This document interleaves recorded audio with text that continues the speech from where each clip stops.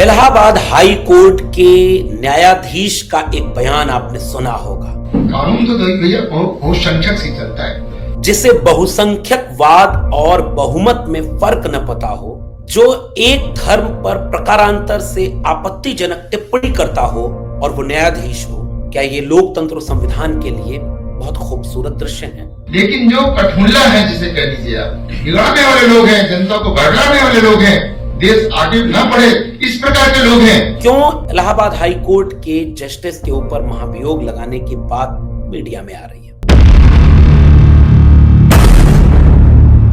आज के वीडियो में कुछ पड़ताल करके आपके लिए कुछ तथ्य लेकर आए हैं। आखिरी तक बने रहिएगा। आप देख रहे हैं डॉक्टर लक्ष्मण यादव का सोशल मीडिया प्लेटफॉर्म। कि इलाहाबाद हाई कोर्ट के जस्टिस शेखर यादव ने विश्व हिंदू परिषद का एक कार्यक्रम में भाग लिया और उस कार्यक्रम में जाकर के कुछ बेहद आपत्तिजनक बातों को इशारों इशारों में कह दिया। विश्व हिंदू परिषद का कार्यक्रम यानी वीएचपी का कार्यक्रम, जिसमें हाई कोर्ट इलाहाबाद के जज शेखर कुमार यादव ने कहा कि बहुसंख्यकों के हिसाब से यह देश चलना चाहिए। उन्होंने कहा कि मुझे यह कहने में कोई झिझक नहीं कि यह देश हिंदुस्तान में रहने वाले बहुसंख्यक लोगों की इच्छा के मुताबिक चलेगा। यह कानून है। कानून यकीनन बहुसंख्यकों के मुताबिक काम करता है। इसे परिवार या समाज के संदर्भ में देखें, केवल वही स्वीकार किया जाएगा जो बहुसंख्यकों के कल्याण और खुशी के लिए फायदेमंद होगा। और इस बात को लेकर के आपत्तियां बहुत तेज हो गई। जस्टिस यादव ने केवल इतना ही नहीं कहा, उन्होंने कहा कि एक शब्द है कठमुल्ला। हालांकि यह शब्द उचित नहीं है, फिर भी मैं इसका प्रयोग करूंगा कि इसने इस देश की छवि को मुश्किल में डाला है। वो एक खास समुदाय को ट्रीट कर रहे थे और वो ये चाह रहे थे कि बिना उनका नाम लिए कई पत्नियां रखना, 3 तलाक की बात, हलाला जैसी प्रथा, पर्सनल लॉ, ये सारी चीजों पर वो टिप्पणी करते चले गए। कौन कट्टर है?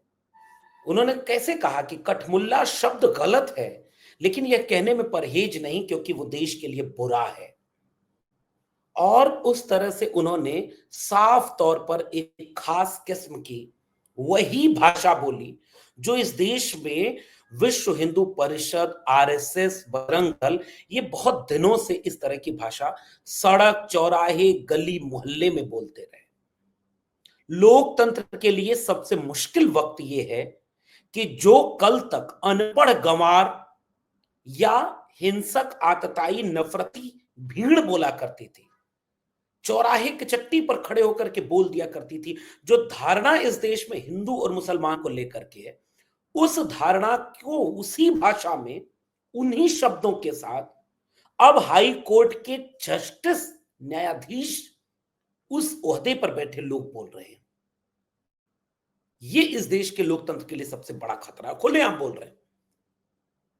ऐसा नहीं है कि पहले ऐसा नहीं होता था, लेकिन पहले क्या होता रहा होगा कि जो जिसकी धारणा है, मानसिकता है, वो कई बार उसे छुपाकर, किसी चाशनी में लपेटकर, किनारे कोने अकेले कुछ लोगों के साथ बैठकर बोला करता रहा होगा। कोई बड़ा अधिकारी, कोई बड़े ओहदे पर बैठा व्यक्ति। लेकिन अब देश नया बना है तो इसमें जज खुलेआम बहुसंख्यकवाद का प्रश्रय देकर के मुसलमान कम्युनिटी के खिलाफ उन्हीं शब्दों का प्रयोग, उसी शैली, उन्हीं तर्कों का प्रयोग कर रहे हैं जो चट्टी चौराहे पर अनपढ़ कहा करते थे। अब जरा जज साहब को यह समझना होगा कि बहुसंख्यकवाद से यह देश अगर चलेगा तो फिर संविधान का मतलब क्या होगा? उस संविधान का, जिस संविधान की रक्षा करने का धर्म एक न्यायपालिका के न्यायाधीश के ऊपर होता है, फिर वो कितने फैसलों में न्याय के पक्ष में अपना फैसला लिखा होगा, उसके उन फैसलों की कितनी जांच पड़ताल होनी चाहिए। जब वो फैसला लिखा होगा तो क्या उसने भी बहुसंख्यकवाद का फैसला लिख दिया होगा? ये चिंताजनक है, घोर आपत्तिजनक है। इस देश में बड़े-बड़े डीएम और एसपी आप देखेंगे कि जब चुनाव आयोग और चुनाव प्रक्रिया पर सवाल उठाए जाते हैं, उत्तर प्रदेश, हरियाणा, उसके बाद महाराष्ट्र, जहां-जहां भी उठाए गए हैं। जहां-जहां इस तरह के सवाल उठे, पता चला कि वहां डीएम की भूमिका बड़ी संदिग्ध है। जिलाधिकारी जिलाध्यक्ष की तरफ काम करने लगते हैं पार्टी बीजेपी के लिए, जबकि जिलाधिकारी को कानून के तहत काम करना चाहिए। कई जगह ये आरोप विपक्षी दल लगाते चले जा रहे हैं कि वो एक पार्टी को हराने, दूसरी पार्टी को जिताने के लिए कानूनों का दुरुपयोग कर रहे हैं, अपनी ताकत का दुरुपयोग कर रहे हैं। और इस तरह से अगर सोचा जाए तो क्या वो पूरा न्याय प्रक्रिया और इन चीजों का, संविधान का कोई वजूद बचेगा? पुलिस, जब पुलिस देख करके उसको निशाने पर बता दिया गया कि इन वोटरों को इन बूथों पर, इन जगहों पर वोटिंग स्लो करनी है, इन जगहों पर वोटिंग तेज कर देनी है, तो जो बहुत बड़ी बड़ी परीक्षाओं को पास करके, भारत के संविधान की शपथ लेकर के, देश सेवा के बड़े बड़े सपने दिखा करके कोई आईएएस बना, कोई आईपीएस बना, कोई न्यायाधीश बना, देश चलाने वाले सबसे बड़े लोग हैं ये, और यही बाइस्ड अगर हैं, तो फिर देश में लोकतंत्र और संविधान कितना सुरक्षित होगा? ये इस देश के लिए खतरा है। कोई सत्ता के लालच में, कोई हाई कोर्ट का चीफ जस्टिस चाहेगा कि वो सुप्रीम कोर्ट का चीफ जस्टिस भी बन जाए, किसी आयोग का चेयरमैन बन जाए, किसी बड़े पद पर चले जाए। कोई आईएएस डीएम है जो किसी जिले का, वो कल को कमिश्नर बना दिया जाए, कल को और कुछ बड़े पद पर चला जाए। क्या इस देश में ये नहीं हुआ? क्या इस देश में ये नहीं हुआ कि 1948 में जो डीएम नायर था, जिसने उस समय के मस्जिद मंदिर विवाद में जो निर्णय लिया कि मूर्तियां अब आ गई हैं तो हटेंगे नहीं, पूजा बंद नहीं होगी, और उसके बाद वो जनसंघ में जाकर के बीजेपी, आज की बीजेपी और कल की जनसंघ से राज्यसभा और लोकसभा पहुंचने का काम किया, चुनाव लड़ा। बाद के दिनों में न्यायाधीशों के ऊपर क्या ये संगीन सवाल नहीं उठाए जा रहे कि जस्टिस चंद्रचूड़ से लेकर के तमाम लोग बाद में जाकर के ऐसे ऐसे रास्ते खुल गए जिससे देश में संविधान खतरे में आ गया? इसलिए ये बहुत गंभीर सवाल है, और इन सवालों को लेकर के जाति और धर्म के ऊपर उठकर विचार यहीं केंद्र में आ जाता है।